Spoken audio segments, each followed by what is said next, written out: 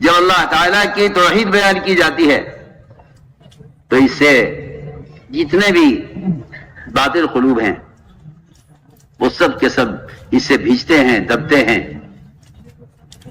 اور اگر آپ تذکرہ کر دیں ان کی بتوں کا، ان کی شکلوں کا، تو پھر باطل خوش ہو جاتا ہے کہ آج انہوں نے ہمارا ذکر کیا ہے، ہماری چیزوں کا ذکر کیا ہے. میں آپ سے صاف صاف عرض کرتا ہوں کہ مسلمان کا عقیدہ اتنا کمزور ہو گیا ہے کہ اسے یہ سوچتا ہے مسلمان کہ تھوڑی بہت اگر دوسروں کی بھی بات کہہ دی جائے تاکہ تعلقات ٹھیک رہیں، تاکہ آپس میں مل جل کر رہیں. میں آپ سے کیا عرض کروں قرآن کی بات.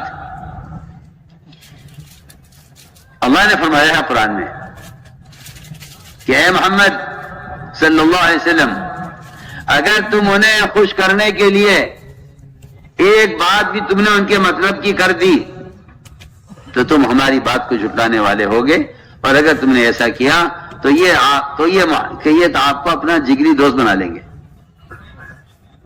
آج مسلمان یہ تو چاہتا ہے کہ ایسی چیزوں کو چھوڑ دیا جائے جس سے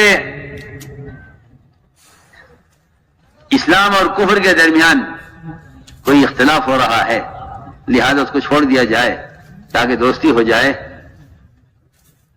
اور اس کو یہ مصلحت کہتا ہے، اور میں کہتا ہوں یہ مصلحت نہیں ہے، یہ باطل کے ساتھ مصالحت ہے. یہ مصلحت نہیں ہے، باطل کے ساتھ مصالحت ہے. اللہ نے صاف فرمایا قرآن میں وَإِن كَادُوا لَيَفْتِنُونَكَ عَنِ الَّذِي أَوْحَيْنَا إِلَيْكَ لِتَفْتَرِيَ عَلَيْنَا غَيْرَهُ وَإِذًا لَاتَّخَذُوكَ خَلِيلًا. اگر آپ نے ان کے مطلب کی کوئی بات ہاں کر دی تو یہ آپ کو اپنا دوست بنا لیں گے، اور اگر ہم آپ کو نہ جماتے آپ کی بات پر، یہ بھی ہمارا فضل ہے آپ پر کہ ہم نے آپ کو ہم نے جمائے رکھا ہے، ہم نے آپ کو جمع رکھا ہے، یہ بھی ہمارا آپ پر فضل ہے. اگر ہم آپ کو جمائے نہ رکھتے اور آپ ان کی کسی بات کی طرف مائل ہو جاتے تو قرآن کہتا ہے کہ اللہ فرما رہے ہیں محمد ہم آپ کو دگنا عذاب دنیا میں دیتے، دگنا عذاب آخرت میں دیتے. سوچیے آپ. میں دل چاہتا ہے کہ یہ واقعہ آپ کو سناؤں، کیونکہ مسلمانوں میں عالمی سطح پر ان کے دلوں میں ایک گوشہ باطل کے لیے ہے، ان کے دماغ میں ایک گوشہ باطل کے لیے ہے. وہ کہتے ہیں ٹھیک ہے اگر یہ ہمیں ایک سننے سے روک رہے ہیں، قانون ہے، تو یہ سنتی تو اس کے چھوٹے میں کیا رہ جائے. اگر یہ ہمیں فرض سے روکیں گے تو دیکھی جائے گی. جبکہ یہ بات مسلمان کو معلوم ہونی چاہیے کہ آج اگر آپ نے چھوٹا عمل اس لیے کہہ کر چھوڑ دیا کہ یہ اس کی وہ اہمیت نہیں ہے تو کل اس عمل کا چھوڑنا آپ سے فرائض چھڑوائے گا.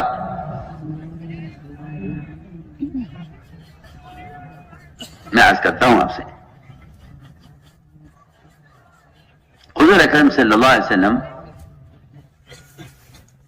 بیت اللہ کا طواف کرتے ہوئے ہر چکر میں حجر اسود کا بوسہ لیا کرتے تھے. ہر چکر میں آپ کا محبوب تھا حجر اسود. کیوں ہے اسود؟ اسود نام اس لیے نہیں ہے کہ یہ کالا ہے، لوگ اسے اسود کالا پتھر کہتے ہیں، حالانکہ یہ اسود کالا پتھر ہونے کی وجہ سے نہیں ہے. اگر یہ پتھر کالا آتا آسمان ظاہر جنت سے تو کہا جاتا تھا کہ ہاں یہ اسود اس لیے ہے. یہ اسود اس لیے نہیں ہے کہ یہ کالا پتھر ہے، یہ اسود اس لیے ہے کہ یہ دنیا کے اور جنت کے تمام پتھروں کا سردار ہے، اس لیے اسود ہے. یہ اسود سیادت سے ہے. جی ہاں، کالا ہونے سے نہیں ہے.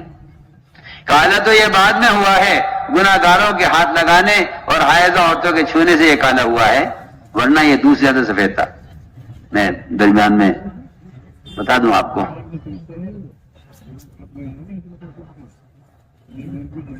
تو آپ صلی اللہ علیہ وسلم ہر چکر میں اس کا بوسہ لے.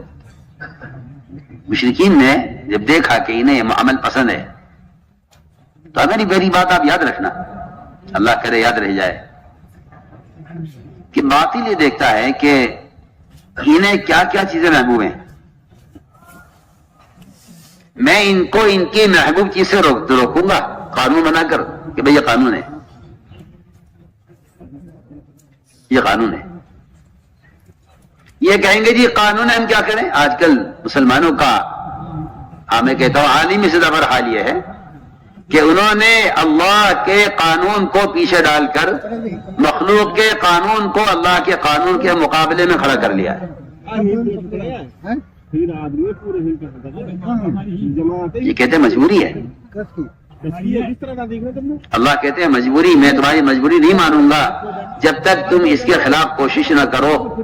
اسی لیے قرآن نے صاف کہہ دیا ہے کہ جو دین کو بچانے کی کوشش نہیں کر رہے ہیں ان کو بھی اللہ کے رسول سے محبت نہیں ہے۔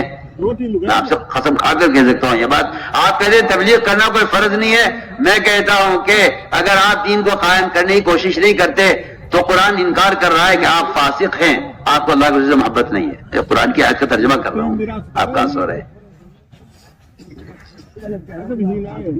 قرآن کی آیت کا ترجمہ ہے جو میں کہہ رہا ہوں، کیونکہ قرآن نے اللہ کے رسول کی محبت کا فیصلہ صرف اس پر نہیں کیا کہ آپ کو اللہ کے نبی آپ کے رشتہ داروں سے، آپ کے متعلقین سے، آپ کی تجارت سے، آپ کے وطن سے زیادہ محبوب ہو جائیں، نہیں، قرآن نے اس کے ساتھ دوسری شرط لگائی ہے وجہاد فی سبیلی۔ جو بیچارے بے وقوف قسم کے لوگ ہیں جو جہاد کو صرف قتال سمجھتے ہیں، وہ انہوں نے ساری کوششیں کہہ کر چھوڑ دی ہیں کہ یہ تو جہاد سے متعلق، قتال سے متعلق آیتیں ہیں۔ تو میں ایک بات عرض کر رہا ہوں کہ آپ صلی اللہ علیہ وسلم حضرت کب اسے لیتے تھے، انہوں نے دیکھا کہ نہیں عمل بڑا پسند ہے، تو آپ صلی اللہ علیہ وسلم سے کہا کہ ہم آپ کو بوسہ نہیں لینے دیں گے، ممانعت کیا، اقتدار ہمارا ہے، ہم نہیں آپ کو بوسہ نہیں لینے دیں گے۔ آپ چاہتے تھے بوسہ لیں، نہیں لینے دیں گے۔ تو ایسے موقع پر آدمی سوچتا ہے، میں اس کی مثال دے رہا ہوں آپ کو، بہت اہم بات کہہ رہا ہوں، آدمی سوچتا ہے کہ طواف ہے اصل، تو بوسہ تو کوئی اصل نہیں ہے، چھوڑ دو اس کو۔ درمیان میں کہتا چلوں تاکہ بات اپنے موقع پر ہو۔ عبداللہ بن عمر رضی اللہ تعالیٰ عنہ ایک صاحب نے یہ کہا کہ آپ حضرت کے بوسے کے بارے میں کیا کہتے ہیں؟ فرمایا سنت ہے۔ اس نے کہا سنت تو ہے لیکن اگر بھیڑ زیادہ ہو اور بوسہ نہ لے سکیں تو کیا کریں؟ تو فرمایا جواب میں کہ اگر مگر کو یمن پھینک، ہمارے شریعت میں اگر اور سنت میں اگر مگر نہیں ہوتی۔ سنیے نا آپ، پینٹ پہننے والے، داڑھی موڑنے والے، یہ سنیں کہ وہاں صرف حجر اسود کے بوسے کی سنت کے بارے میں ایک صاحب نے سوال کیا عبداللہ بن عمر سے، اس بارے میں آپ کیا کہتے ہیں؟ انہوں نے کہا سنت ہے۔ اس نے کہا اگر بھی ہو، دیکھیے کہاں آپ کہتے ہیں کہ قانون یہ ہے حکومت کا، کہاں آپ یہ دیکھیے کہ وہاں بھیڑ کی وجہ سے اس نے یہ کہہ دیا بیچارے نے کہ جی اگر بھیڑ زیادہ ہو حجر اسود پر میں نہ پہنچ سکوں تو کیا کیا جائے؟ تو ان کو غصہ آ گیا عبداللہ بن عمر کو، فرمایا شریعت میں اور سنت میں اگر مگر نہیں چلتی۔ سوچیے آپ تو ہر قدم پر سنتوں کو ذبح کرتے جا رہے ہیں، یہ کہہ کر کہ قانون یہ ہے۔ مجھے ایسا معلوم ہوتا ہے شاید آپ اس قانون کے معاون بن گئے ہیں،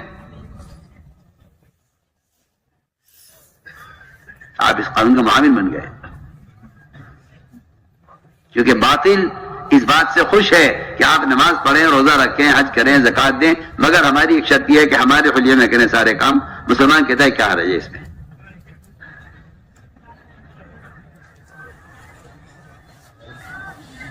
چنانچہ آپ صلی اللہ علیہ وسلم کو روک دیا گیا حضرت کا بوسہ لینے سے۔ جب دیکھا کہ ان میں اسے ایک عمل کے چھوٹنے کا غم ہے اور تقاضا ہے اسے کرنے کا، تو انہوں نے کہا ٹھیک ہے، ہماری ایک شرط ہے، ہماری ایک شرط پوری کر دیجیے آپ، ہم آپ کو حج کا بوسہ لینے دیں گے۔ کیا شرط ہے؟ یہ شرط یہ ہے کہ جب آپ طواف کریں بیت اللہ کا، تو جو ہمارے بیت اللہ کے کونوں پر بت رکھے ہوئے ہیں، آپ ان کے آگے سے جھکتے ہوئے جائیں اور ان پر ہاتھ پھیرتے ہوئے جائیں، یہ ہماری شرط ہے۔ اگر آپ ایسا کر لیں گے ہم آپ کو حج کا بوسہ لینے دیں گے۔ میں آپ کے سے بہت بنیادی بات کہہ رہا ہوں، امت مسلمہ اس وقت جن حالات سے گزر رہی ہے، میں اس کا نقشہ آپ کے سامنے پیش کر رہا ہوں۔